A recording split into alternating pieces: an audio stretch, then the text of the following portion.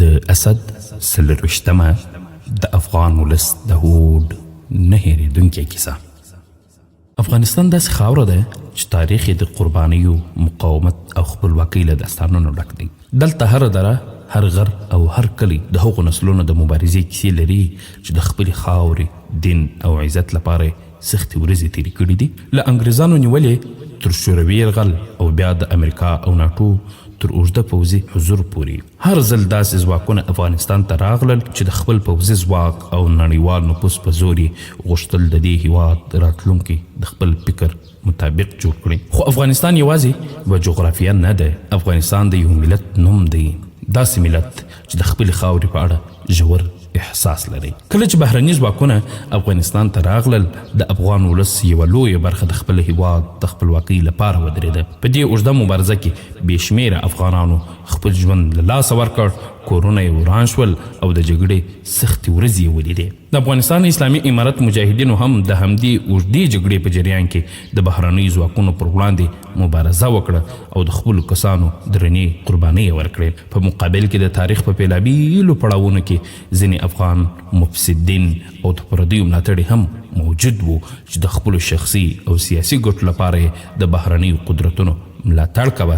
خو تاریخ د ولسونو له حافظې نه هیڅ شی په بشپړه توګه نشي ایستلی. له 20 کلونو جګړې وروسته د بهرنیو ځواکونو وتل د افغانستان د معاصر تاریخ له مهمو پیر څخه وګرځېدل. هغه ځواکونه چې له پرمختللو وسلو، الوتکو، ټکنالوژي او پراخو نړیوالو امکاناتو سره راغلي وه، بالاخره له افغانستان ووتل. دا پیښه یوازې د یوې نظامي حضور پای نه و، بلکې د افغان ولس لپاره د یوې اوږدې جګړې د پای نښه هم وه. ځکه نو 24 اسد د افغانانو په یادونو کې ځانګړی ځای لري چې د دې ورځې تر شا د کلونو مبارزه او زرګونه قربانۍ پرتې دي. موږ باید د هغو ټولو افغانانو قربانۍ هېرې نه کړو چې په دې اوږدو جګړو کې خپل ژوند له لاسه ورکړ. خو د قربانیو تر ټولو لوی درناوی یوازې په شعارونو نه کیږي، بلکې هغه وخت کیږي چې موږ د خپل هېواد راتلونکی په علم، پوهه، عدالت، امنیت، اقتصاد او یووالي آباد کړو. که موږ غواړو چې د خپلو پلرونو او نیکونو د قربانیو حق ادا کړو، باید د راتلونکو نسلونو ته داسې افغانستان پرېږدو